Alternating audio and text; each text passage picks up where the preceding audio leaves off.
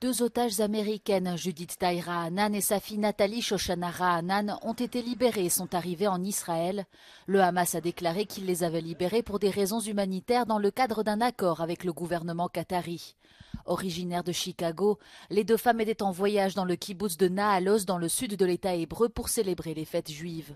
Le président Joe Biden s'est entretenu avec elles au téléphone immédiatement après leur libération. Plus de 200 autres personnes seraient actuellement tenues en otage à Gaza. Des dizaines d'Israéliens se sont rassemblés dans le centre de Tel Aviv pour réclamer leur retour avec une longue table et des chaises vides, symbole de leur absence au repas familial du Shabbat. À Gaza, les réfugiés, notamment des étrangers et des binationaux, attendent d'être libérés au poste de contrôle de Rafah, à la frontière égyptienne. Antonio Guterres est arrivé au poste frontière et a appelé toutes les parties impliquées à autoriser le transit de l'aide humanitaire dans l'enclave. Près de 2 semaines après l'attentat terroriste du Hamas du 7 octobre, les troupes israéliennes renforcent leur présence dans le sud du pays. L'une des bases de réservistes est située aux abords du tristement célèbre kibboutz Be'eri, l'un des plus durement touchés par les attaques. 10% des 1100 habitants ont été blessés, tués ou pris en otage par le Hamas. La zone est toujours considérée comme à risque.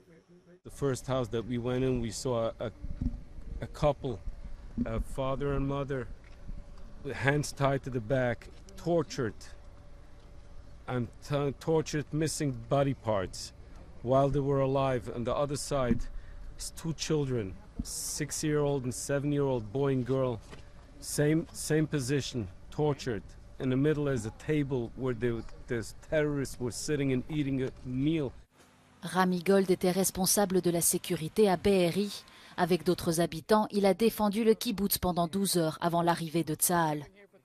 Right now we are burying them by the hour in a temporary cemetery in a nearby kibbutz because we can't bury here. 25% des maisons du kibboutz ne seront jamais reconstruites. Il faudra sans doute du temps avant que les rescapés ne puissent retourner chez eux.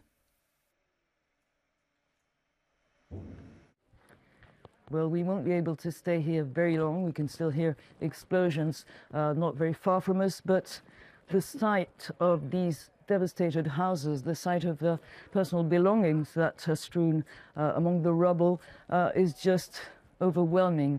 Israeli forensic servicemen, they are continuing to find bodies in the area and say that they will no doubt find some more in the next few days. I'm Valerie Goria in Be'eri, southern Israel, for Euronews. Le président américain Joe Biden et les dirigeants de l'Union européenne Ursula von der Leyen et Charles Michel se sont réunis vendredi à la Maison-Blanche.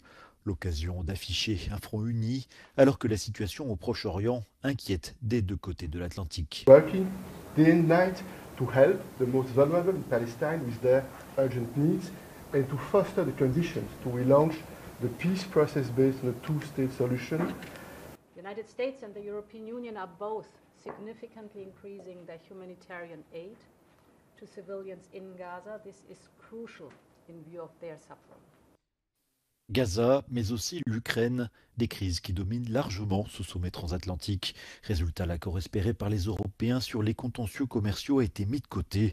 Cela concerne en particulier les importations américaines d'acier européen, cible de droits de douane imposés en 2018 par la présidence Trump.